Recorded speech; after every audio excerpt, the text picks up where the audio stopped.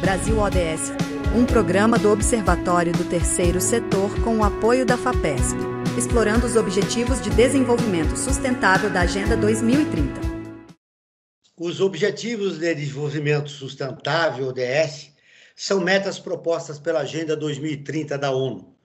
É um plano de ação para o desenvolvimento econômico, social e ambiental, com foco na paz e na prosperidade. Olá, eu sou Joel Scala e começa agora o Brasil ODS, um programa do Observatório do Terceiro Setor com o apoio da FAPESP, a Fundação de Amparo à Pesquisa do Estado de São Paulo.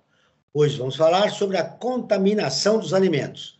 ODS 2, Fome e Agricultura Sustentável, que visa erradicar a fome e alcançar a segurança alimentar, melhorar a nutrição e promover a agricultura sustentável. Participa do programa de hoje o Francisco Menezes. Ele é assessor de políticas da ActionAid, integrante do grupo de trabalho da Sociedade Civil da Agenda 2030. Ele presidiu o Conselho Nacional de Segurança Alimentar e Nutricional no período de 2004 a 2007. Francisco, seja muito bem-vindo novamente ao programa. Né? Muito prazer revê-lo. Estar com vocês. Francisco, nós entramos no mapa da fome novamente. Que horror, hein? Sim, o relatório da FAO, que foi divulgado no ano passado, reafirmou, porque já tínhamos entrado desde 2021, que com os dados que iam de 2019 até 2022, mostravam que o país estava no mapa da fome. E uma fome, Joel, que evidentemente tem por trás, sobretudo, a pobreza, né? A miséria, mas também muitos outros elementos, inclusive alguns que eu acho que vamos discutir aqui. Ao longo do nosso programa. O nosso outro convidado é o Paulo Augusto Raimundo Pereira, pesquisador do Instituto de Física da USP de São Carlos. Olá, Paulo, seja muito bem-vindo ao programa. Olá, Joel, boa tarde a todos, é um prazer poder falar com vocês hoje. Antes de começarmos o programa, você disse que criou um sensor para diminuir a fome no país? Isso, exatamente, Joel. A gente criou um dispositivo para que ele possa ser utilizado como uma ferramenta para auxiliar os produtores rurais, para que eles possam produzir mais alimentos, para que eles possam aumentar a produção dos alimentos e também para que eles possam diminuir a utilização dos agrotóxicos, utilizando somente quando necessário e na dose necessária, para que os alimentos que sejam produzidos também com esse aumento de produtividade também possam ter um custo diminuído através da utilização de menos agrotóxicos. E assim a gente aumentaria também a segurança alimentar, garantindo que os alimentos estejam dentro dos níveis de acordo com a legislação. Hoje a legislação está sendo desrespeitada. Se você colocar numa porcentagem a respeito do uso inadequado de agrotóxico no país, que nota você daria? Olha, eu acho aí que em torno de uns 80%, 90% mais ou menos, eu acho. No Brasil ODS de hoje, nós temos também a participação da nossa colunista Gabriela Chabu, especialista em ODS. A nossa parceira de conteúdo, a ONU News, traz uma matéria importante direto de Nova York. E, claro, o nosso momento musical para dar uma descontraída no programa, que hoje fala sobre a contaminação dos alimentos. Fique sintonizado na Rádio Brasil Atual para não perder as atrações do programa de hoje. 25% dos alimentos de origem vegetal consumidos no Brasil têm resíduos de agrotóxico acima do permitido ou sem autorização, segundo a Agência Nacional de Vigilância Sanitária. É um dado alarmante, Francisco, já que, segundo o Paulo, 80% dos nossos alimentos estão contaminados.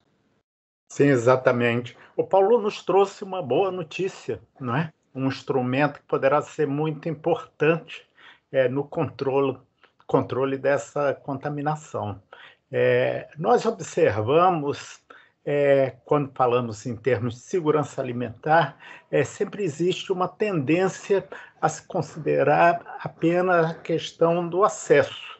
Mas como tem, inclusive, aqui no Observatório isso colocado bem, né, a questão alimentar envolve também o aspecto da boa alimentação e de uma alimentação saudável, né? Isso deve ser pensado para todos, né? Então, nesse sentido, a atenção sobre esse grau de contaminação, né, ele é absolutamente fundamental. Nós também trabalhamos o objetivo 2 em relação à Agenda 2030, nós sempre ressaltamos o aspecto do excessivo uso dos agrotóxicos no país. E aí eu gostaria de lembrar, Joel, também uma escala que tem ocorrido de liberação de agrotóxicos que bate recordes. Na realidade, tivemos uma redução, se pensamos de 2023 para 2022, mas ainda com um nível de liberação muito elevado, de 555 produtos, né, liberados nesse sentido. Diante desse cenário, como pensar uma alimentação saudável? Fica bastante difícil, né? Agora, precisa, eu acho, haver a consciência não só dos produtores do governo, mas também que o consumidor esteja bastante atento a esse aspecto. Aí tem que vencer a barreira da informação. A comunicação é fundamental para avisar o consumidor a respeito dos alimentos contaminados. Do total de 1.772 amostras analisadas e coletadas em supermercados de todo o país, mais de 41% não tinham resíduos e em 33%, quase 34% delas esses estavam dentro do limite permitido. Francisco, é um número, você já colocou que quase 80% dos nossos alimentos estão comprometidos. Como mudar esse cenário? Eu repito a mesma pergunta que eu fiz ao Francisco. Seu sensor pode ser uma solução? Então, ele pode auxiliar tanto as agências de controle que fiscalizam o uso e até mesmo o alimento que está disponível para o consumo, porque os instrumentos que são comumente utilizados como métodos padrões ouro para esse tipo de análise, eles demandam muito tempo. E quando o resultado da análise é disponibilizado, o alimento já foi consumido, e aí você descobre que aquele alimento estava contaminado com um nível acima do permitido. Mas aí a informação já se torna irrelevante, porque o alimento já foi consumido, ou se não foi consumido, já foi descartado. Um grande impacto na saúde do consumidor, né? Exatamente, gera um grande impacto na saúde. Como o Francisco pontuou, é importante que a qualidade do alimento também seja levada em consideração, e não só a quantidade. E aí, nesse sentido, o uso do sensor cai muito bem. Francisco, por que são utilizados tantos agrotóxicos no país? Pois na realidade, a questão da utilização dos agrotóxicos, como vemos excessiva, né, ela está muito colada a um modelo de desenvolvimento agrícola, né, no qual assim, as grandes extensões de terra, né, acabam chamando esse tipo de consumo desses produtos. Não que em pequenas extensões também não se consuma, mas vejam bem, é um pouco aquele cálculo, sobretudo da agricultura para exportação, soja, milho, que extensões muito elevadas de terra, por exemplo, o controle das chamadas ervas daninhas, né, não poderiam ser feitas de uma forma tradicional, né? Exigiria a aplicação do veneno. Então, o aspecto da discussão desse modelo de desenvolvimento rural, né, ele é um fator que muito contribui. Um outro fator, e possivelmente o Paulo tem também muito a nos dizer sobre isso, é que se observa que a utilização dos agrotóxicos e na intensidade com que é feita, gera uma resistência às pragas a que ele combate. Então, você precisa cada vez mais utilizar uma maior quantidade de agrotóxicos, muitas vezes princípios ativos que são combinados, né? Não só um princípio ativo, para fazer frente a essas pragas. Ou seja, a gente está muitas vezes atuando sobre as consequências, mas não procura enfrentar as causas do problema. A única preocupação é o lucro, né, Francisco? Exatamente. Não a qualidade do alimento. Né? Bom, como podemos resolver isso, Paulo? De um lado, nós temos a resistência, né, da terra, digamos assim, e aí os produtores vão aumentando cada vez mais o uso de agrotóxico. A gente precisa lembrar que o agrotóxico, os pesticidas, eles estão para os vegetais, assim como os medicamentos estão para os humanos. Então, toda vez que o humano tem algum tipo de problema, algum tipo de doença, é necessário recorrer a um remédio, a um medicamento, para que esse problema seja solucionado. Com os vegetais, não é diferente. A questão é que a gente sempre ouviu falar daquele ditado, né? A diferença entre o remédio e o veneno é a dose. Então, aí cai no que o Francisco já pontuou. O uso excessivo dos agrotóxicos. E isso acaba gerando resistência, assim como a gente tem resistência a bactérias provocadas por antibióticos, a gente também tem as resistências no campo, né? E acaba se tornando um problema que eles vão tentar resolver com o uso de mais agrotóxicos. Mas aí vem de novo o uso do sensor, porque se eles souberem o nível de pesticida, de agrotóxico que está contido na planta ou no alimento, eles conseguem monitorar ao longo do tempo esse nível e aplicar somente quando necessário e pontualmente, como o Francisco colocou. Em grandes áreas, você não consegue monitorar qual a quantidade que está presente do pesticida, em qual quantidade e quanto que o produtor precisa aplicar. Com o uso do sensor, ele consegue monitorar isso e aplicar a quantidade adequada numa área adequada. Qual é a região, nesse estudo que você fez para criar o sensor, você pesquisou várias regiões do país, qual é a que tem mais alimentos contaminados? Olha, e a gente não pensou numa questão regional.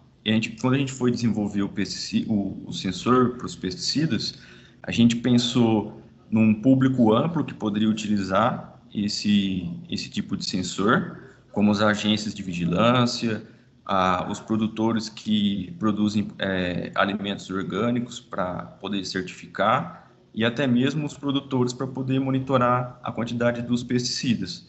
E como o pesticida está para o vegetal, assim como o remédio está para a gente, então, para cada tipo de problema, há a necessidade do uso de um agrotóxico específico. E a gente caminhou nesse sentido.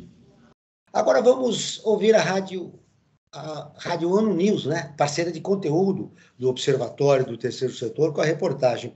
1/3 das mortes de imigrantes ocorre durante a fuga de conflitos. A Maíra Lopes, direto de Nova York, tem as informações. Notícias do mundo com a ONU News. A Organização Internacional para Migrações publicou um relatório para marcar os 10 anos do projeto Migrantes Desaparecidos.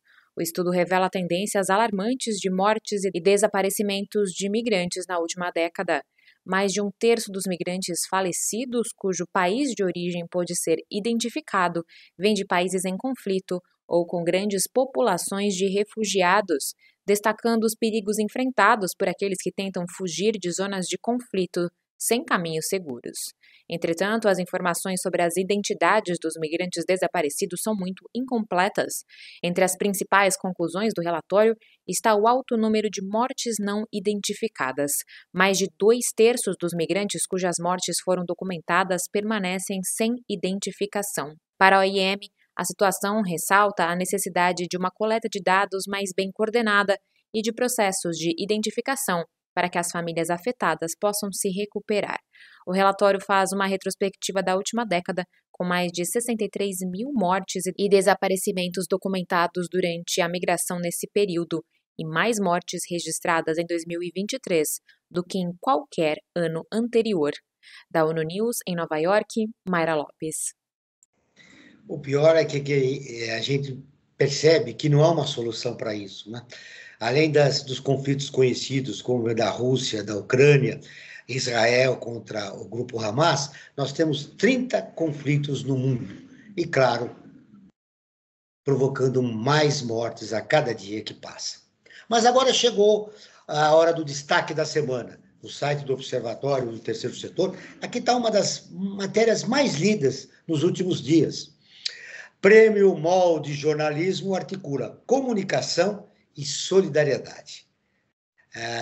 A segunda edição do Prêmio MOL de Jornalismo para a Solidariedade reconheceu profissionais e estudantes que promovem a cultura de doação e solidariedade, destacando trabalhos em diferentes formatos de mídia e temas relevantes para a sociedade civil brasileira. Lembrando que, se você se interessou de saber quais são os jornalistas e os estudantes que foram premiados esse ano, a matéria completa está no portal do Observatório do Terceiro Setor.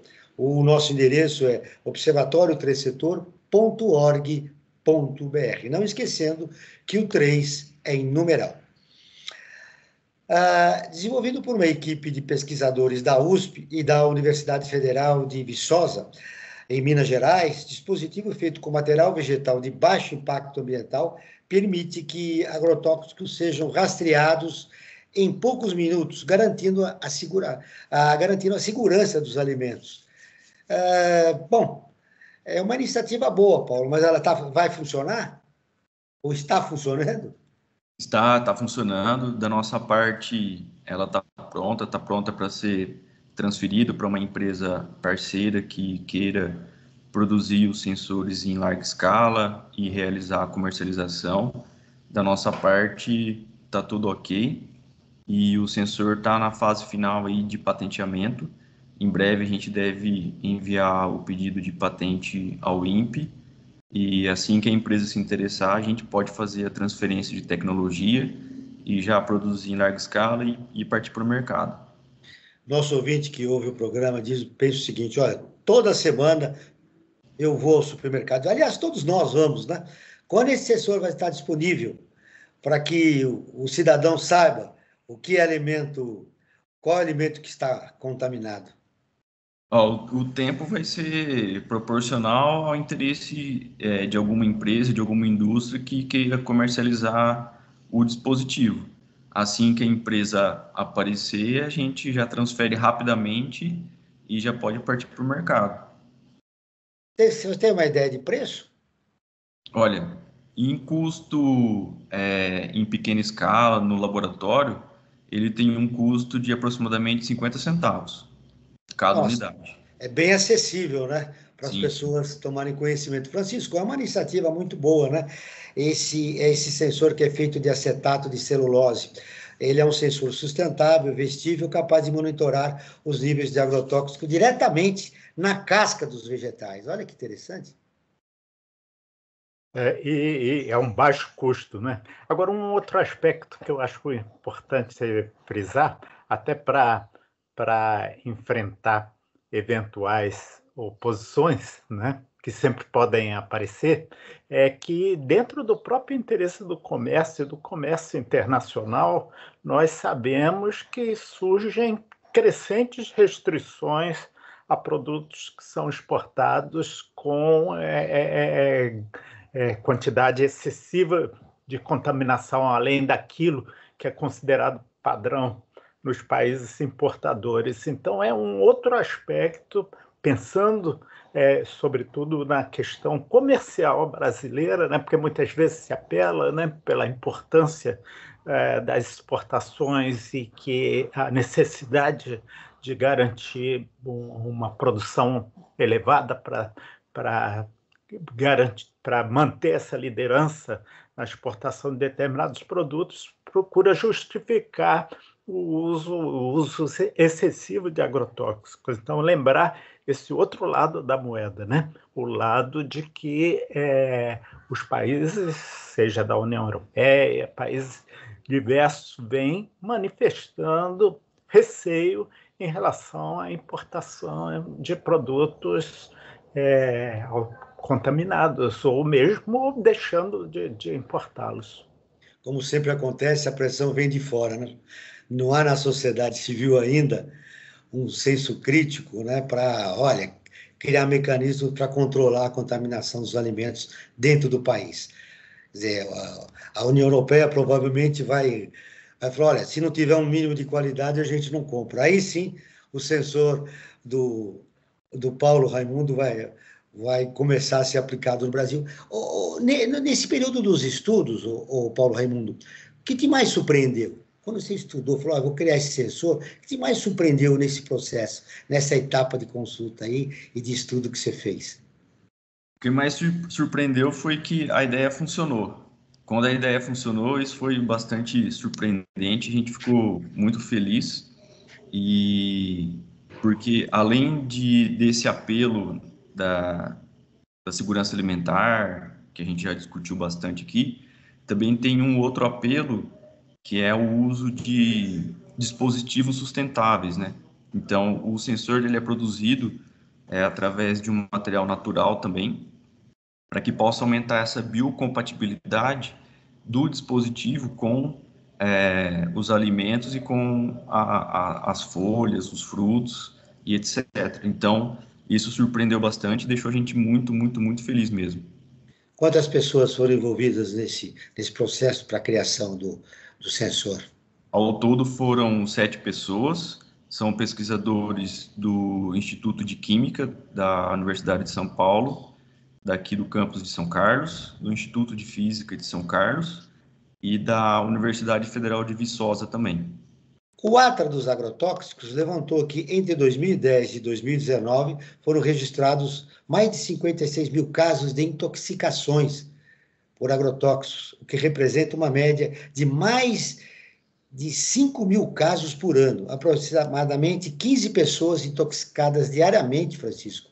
É um número expressivo e nós estamos percebendo que essa contaminação dos alimentos no país já se tornou um problema de saúde pública, né? Sim, eu havia falado anteriormente em oposições, né, às vezes veementes, daqueles que defendem o uso indiscriminado de agrotóxicos. E aí, Joel, gostaria de trazer aqui a nossa pauta o fato de que, depois de 24 anos tramitando no Congresso Nacional, uma lei, ou alterações na chamada Lei dos Agrotóxicos, né? O Congresso aprovou uma legislação bastante polêmica, no sentido de que retirava bastante a capacidade de decisão sobre que agrotóxicos liberar da saúde e do meio ambiente, concentrando eles todos essa capacidade na agricultura, né? E você falava sobre esses dados absolutamente alarmantes, né? E, na realidade, a Anvisa, que é o órgão da saúde que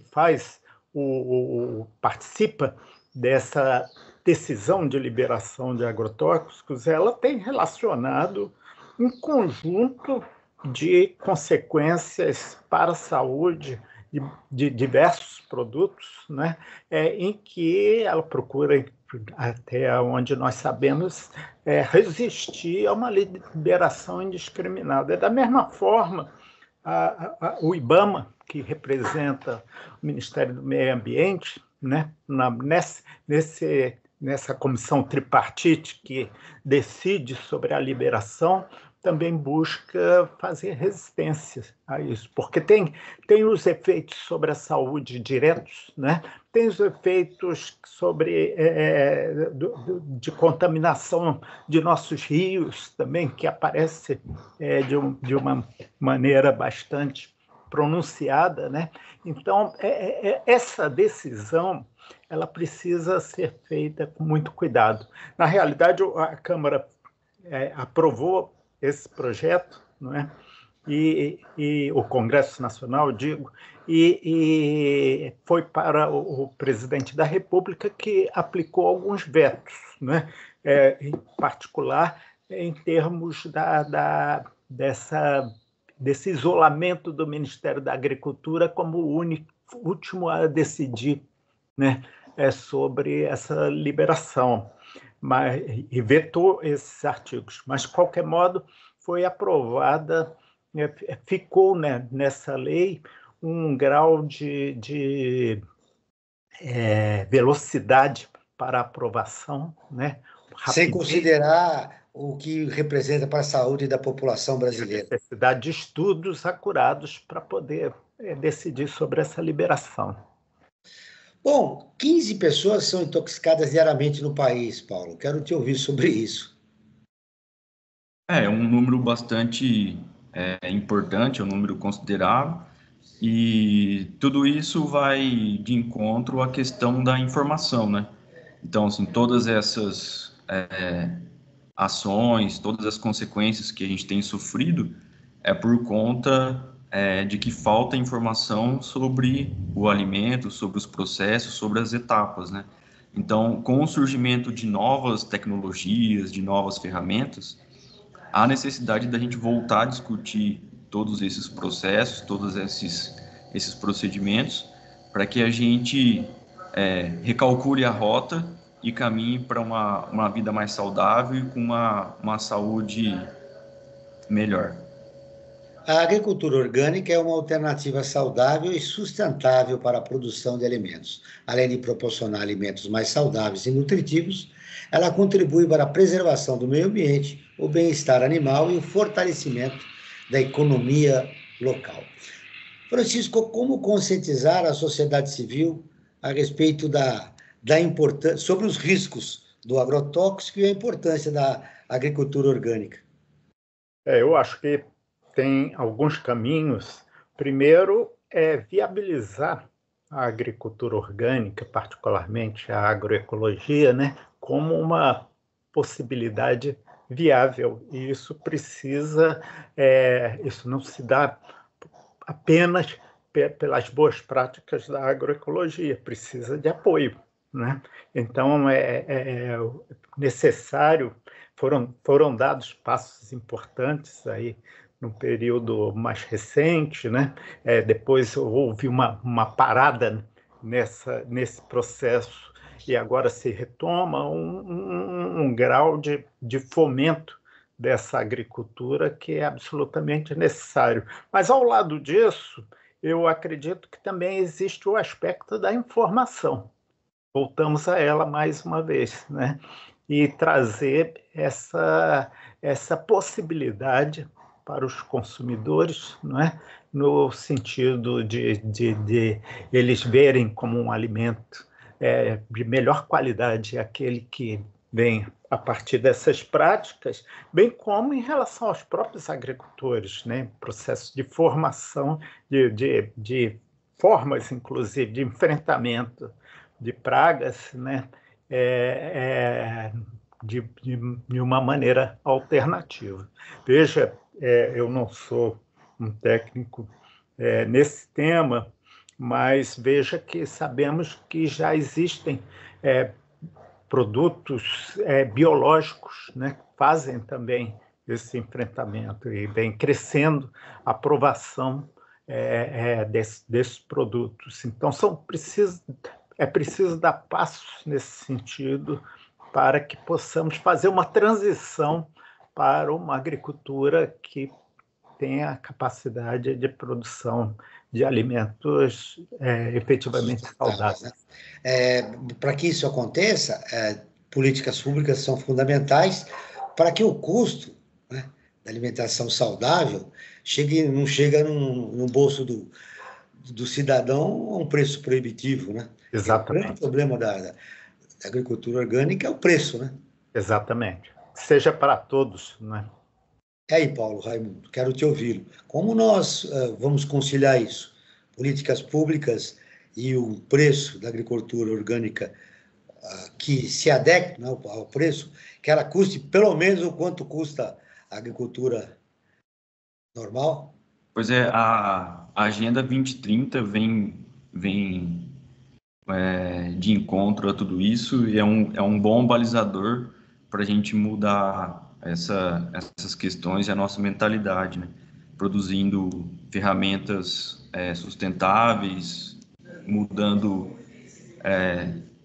os químicos para os sustentáveis, os biológicos, e principalmente baratear o custo de tudo isso para que chegue ao produtor também do orgânico e que colabore para a diminuição aí de preços e custos para o consumidor final. Falando de ODS, da Agenda 2030, Paulo Raimundo, daqui a pouco nós temos a nossa colunista Gabriela Chabu, que já está conosco acompanhando o programa, e ela entra com a coluna sobre os ODS. Bom, nós agora vamos para a nossa enquete da semana. Toda semana a gente realiza uma enquete a respeito do tema do programa ou para que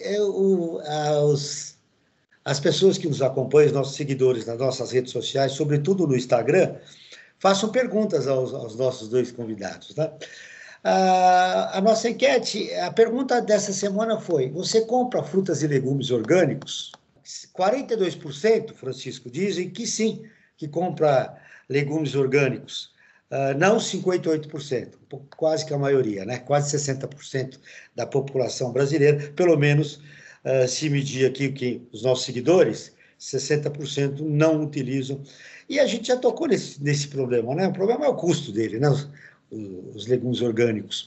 Então, se 42% diz que compra frutas e legumes orgânicos e quase 60% não. Te surpreendeu esse resultado da pesquisa, Francisco?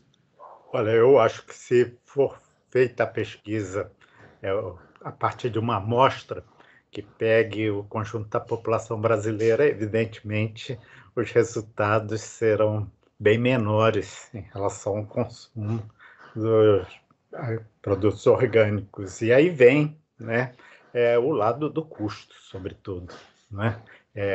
Eu tive experiências de consulta, de pesquisas junto a pessoas de baixa renda, vamos dizer assim. Me surpreendi como elas sabiam bem, né, acerca do que é uma alimentação saudável e até a preocupação também com veneno, com a contaminação. Mas sempre havia a manifestação do preço, né? Do custo, da acessibilidade a esses alimentos, né? Que pode ser uma barreira, um impeditivo. Por isso que eu falava que o apoio governamental, né? Ele, nesse momento, é fundamental para viabilizar uma produção que consiga ser mais barata, né? E acessível a essa população. Daqui a pouco nós vamos entrar com a nossa colunista, a Gabriela Chabu, como eu disse, e ela vai poder confirmar. Mas existem experiências interessantes de grupos que sensibilizam a população a respeito da importância dos ODS. Eles desenvolvem uma experiência de hortas comunitárias. Em alguns bairros de São Paulo tem isso aqui, Francisco. Você é do Rio. Não sei se acontece isso no Rio de Janeiro, mas aqui tem hortas comunitárias. Claro que não dá para atender toda esse quase 60% da população que não compra, né, produtos orgânicos, mas já é uma iniciativa saudável. As experiências são muito positivas, agora ainda são poucas experiências, né, para aquilo que precisava, de uma agricultura urbana com essa disposição. Agora, deixa eu só frisar um outro aspecto, aproveitando o que você disse, um outro instrumento importante é a alimentação escolar. E dentro do Programa Nacional de Alimentação Escolar já existe uma via de estímulo à produção de produtos orgânicos que cheguem aos escolares. E isso, Joel e Paulo, pelo seguinte: O estudante, o aluno, às vezes a criança, ele é um ótimo formador de opinião dentro da família, né? Então, se ele começa a consumir alimentos de melhor qualidade, ele, inclusive, dentro de casa, vai cobrar essas práticas também. Olha, você levantou uma possibilidade interessante, né, através das escolas. E muitas escolas de São Paulo têm locais assim que poderiam ser disponíveis com uma horta comunitária e já influenciar os jovens, né, a consumirem produtos, né? A gente falou que é caro, né, Paulo Raimundo? É caro. Mas e por que é caro? Então, Joel, enquanto vocês estavam conversando, eu estava pensando aqui, né? Eu estou dentro dos 58% também. Você não Que não consome. consome orgânico. E aí, enquanto vocês estavam conversando, eu estava pensando que se eu quisesse comprar um orgânico, sair daqui da nossa entrevista, do nosso bate-papo e comprar um orgânico, aonde eu vou encontrar um orgânico aqui na cidade de São Carlos? Eu não sei responder isso para vocês. Então, assim, também saber aonde comprar, aonde adquirir esse orgânico, também eu acho que seja uma informação importante. As pessoas sabem aonde comprar? As pessoas sabem aonde procurar isso? Ou seja, a produção é alternativa e não existe cidades, até mesmo bairros de São Paulo. Eu conheço, por exemplo, aqui, que tem as feirinhas orgânicas, tem uma tradicional que fica aqui na zona oeste de São Paulo, ali, lá para Perdizes ali, e a outra aqui na zona norte do bairro onde eu moro. Mas é muito difícil também, né? Não existe uma logística de locais onde se vende produtos, além de serem caros. Mas essa pergunta que eu te fiz é a pergunta do João Felipe, que através do Instagram mandou. Por que os produtos orgânicos são mais caros? Ô, João Felipe, eu me adiantei a sua pergunta, mas, Paulo, queria que você completasse. Eles são mais caros porque eles têm uma produção pequena, o custo é alto e não há estímulo, né? Eu acho que vai na relação aí de oferta e procura, né? A oferta é pequena e a procura é grande mesmo dentro desse percentual pequeno, e aí acaba que o custo acaba sendo mais elevado. E talvez também o uso de práticas também que façam com que o alimento orgânico seja um pouco mais caro comparado aos outros que não são considerados orgânicos. A seguidora Laura, Francisco, apesar de você não ser médico, ela pergunta, ela assim, olha, foi ali, ó, agrotóxicos matam? Matam. Quando utilizados excessivamente, vou falar primeiro daqueles que aplicam, né, os agrotóxicos.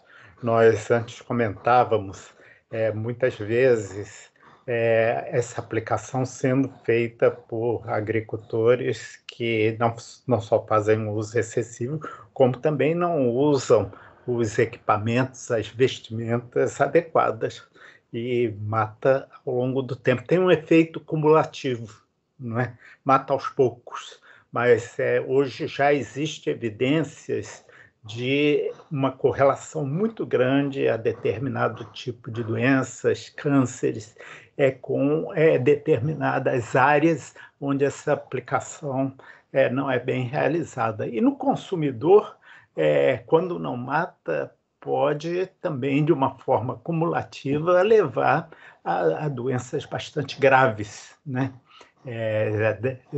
Dentro de um espectro amplo, porque existem associações, isso a Anvisa tem relatado, desde depressão, entende? Até cânceres, e nesse sentido, né, existe a necessidade de um cuidado especial também do lado do consumidor, mesmo que ele ache que se ele está consumindo é muito pouquinho por dia. O que é estranho é o Congresso Nacional aprovar uma lei, como você mesmo disse, né, que envolva os agrotóxicos, sem o cuidado de olhar a saúde, né, do cidadão brasileiro. Mas eu quero agradecer a Laura e o Felipe que enviaram as perguntas, mas se você quiser enviar a sua pergunta, basta ficar atento à caixinha de perguntas do Instagram ou mandar uma mensagem ou uma ligação para a nossa produção.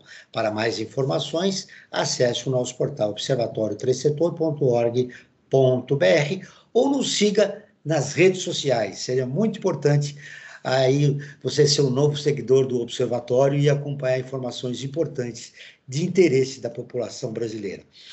Lembrando que, repetindo, né, o nosso endereço eletrônico, observatório3setor.org.br, com o 3 em numeral. Agora sim, chegou o momento dela, da Gabriela Chabu, especialista em ODS e a nossa colunista. Olá, Gabi. ODS em pauta. Oi, Joel. Boa tarde, tudo bem? Tudo bem, e você?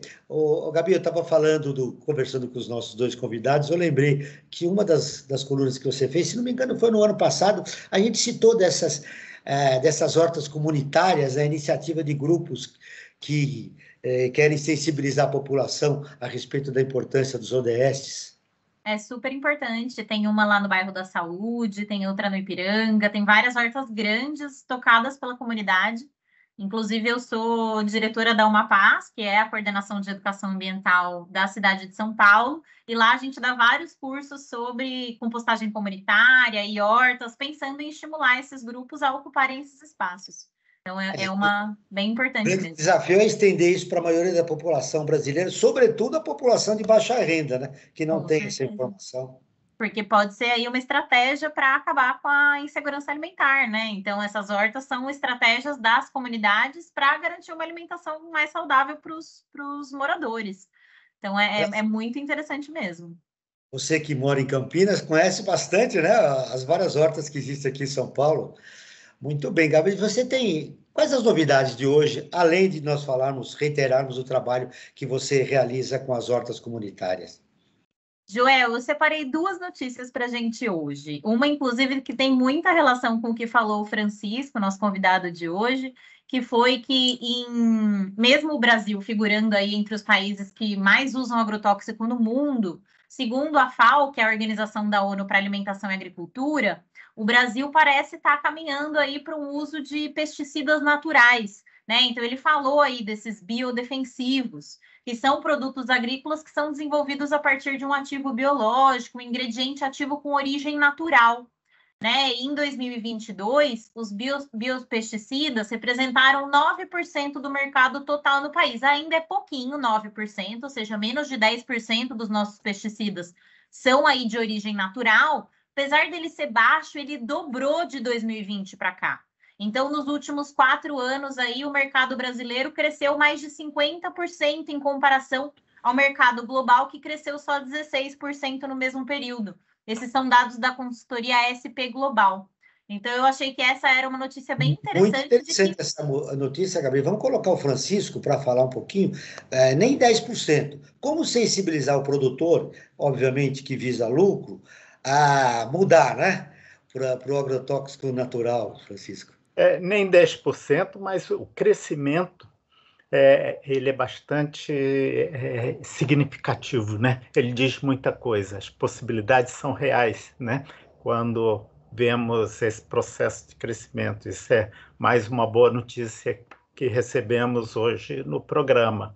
Agora, realmente, existe um lado que acho que precisamos trabalhar cada vez melhor, que é o lado de comunicação, né? De convencimento, e o lado de que saibamos falar a linguagem do produtor, inclusive do pequeno produtor, né?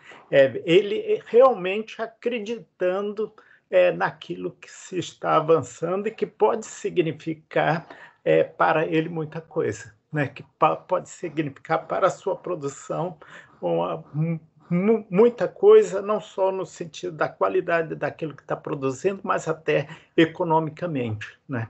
Quando esses produtos se afirmam e você está trabalhando com uma forma muito mais segura, né? Através desses defensivos biológicos.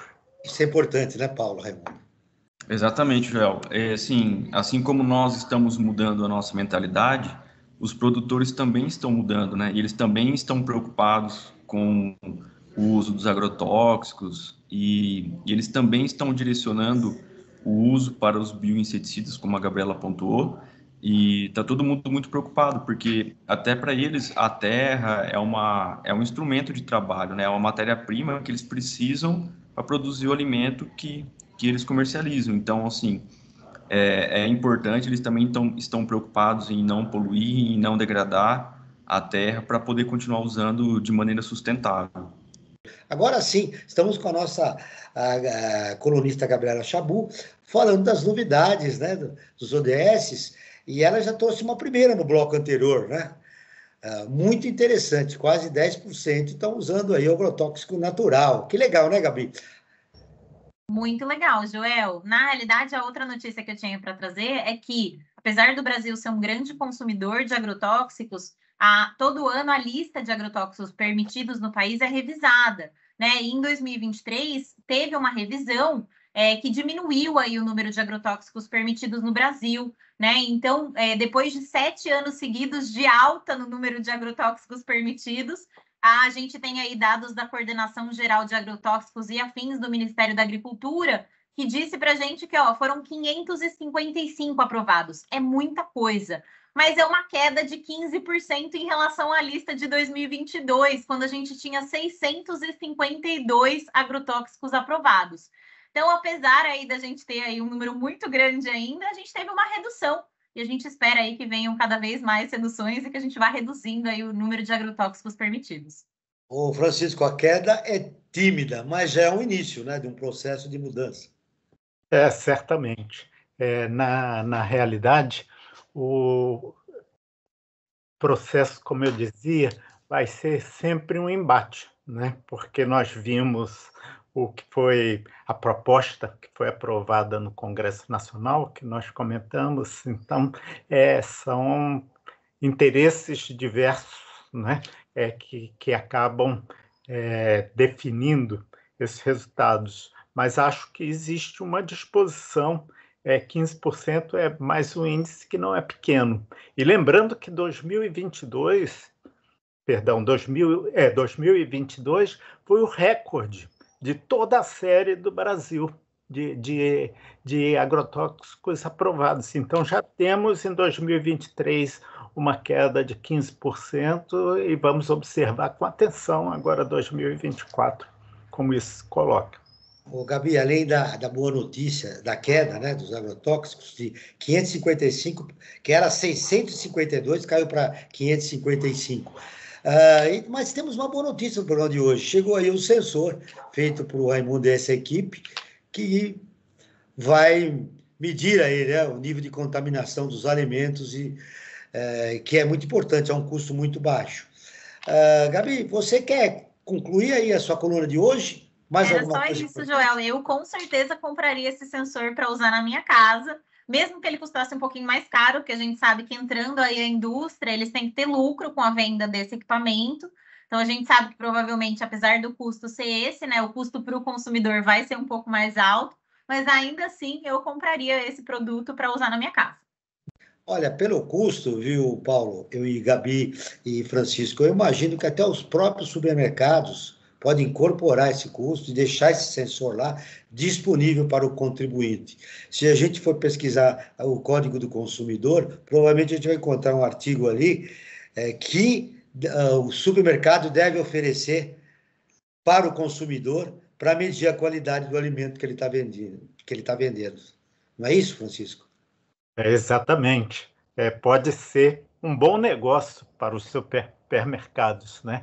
Ou uma forma deles exigirem, em termos de a quem eles estão comprando, né, maiores cuidados, né, uma redução. Eu acho que vai ser um processo que pode ser muito interessante e muito virtuoso nesse enfrentamento que estamos fazendo. Estamos chegando no final do programa, mas, Gabi, eu vou fechar a tua coluna. Você tem alguma pergunta para os nossos convidados, rápida? Ou fechamos hoje e você volta na próxima semana? Fechamos hoje, Joel. A gente se vê na próxima semana. Obrigado, foi um prazer falar com você. Até a semana que vem. Até Muito semana bem. que vem. Eu quero umas considerações finais de você, Francisco. O mais importante que você gostaria de deixar registrado no final do nosso programa a respeito do tema que a gente falou aqui, contaminação dos alimentos. Pois E más notícias no programa de hoje, aquela lei aprovada no Congresso Nacional, mas a vinda do censor aí, a queda no número da utilização de agrotóxico, enfim. Pois é, em maio ou junho, o IBGE vai divulgar os dados da fome no país. E nós temos uma expectativa que virão também boas notícias. Hoje estamos falando de boas notícias em termos de redução, mas o olhar sobre esses índices, ele precisa estar absolutamente atento também a que tipo de alimentação, né, a população está consumindo, né? E mesmo que se reduza esse índice que tá tão severo, né, até 2022, né, os dados de 23, portanto, devem mostrar uma melhora, mas atenção para que a gente defenda, né, o consumo daquilo que chamamos comida de verdade, que certamente comida de verdade não tem uma dose de contaminação inaceitável. Além de lembrar que boa parte da população brasileira, se não me engano, mais que de 30 milhões, não tem acesso a esse alimento contaminado, né? Bom, suas considerações finais, Paulo Raimundo. Joel, a gente está passando por um momento aí de mudança de mentalidade e comportamento, e aí, muito provavelmente, em breve, a gente vai ter os alimentos livres de contaminação e com a maior segurança, e todos estão preocupados com a saúde, com as questões ambientais, e todo mundo está mudando o comportamento e a mentalidade. Recentemente, a gente viu quão importante é o monitoramento e o diagnóstico de doença com a pandemia, que a gente acabou de sair recentemente. Então, os sensores vêm aí para ajudar na área de alimento, na área ambiental também, para a gente monitorar e tomar cuidado e ter uma vida cada vez mais saudável e longeva. Brasil ODS está terminando. Eu agradeço a participação de Francisco Menezes, assessor de políticas da Actonate, de Paulo Augusto Raimundo Pereira, pesquisador do Estudo de Física da USP de São Carlos.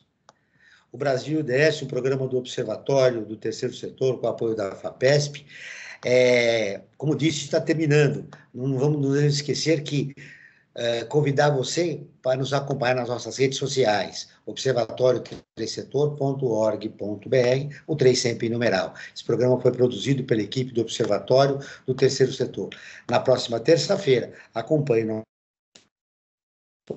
programa Perspectiva, sempre com assuntos importantes da atualidade e do terceiro setor.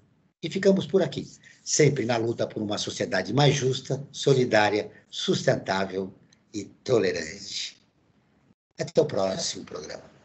Brasil ODS, um programa do Observatório do Terceiro Setor com o apoio da FAPESP, explorando os Objetivos de Desenvolvimento Sustentável da Agenda 2030.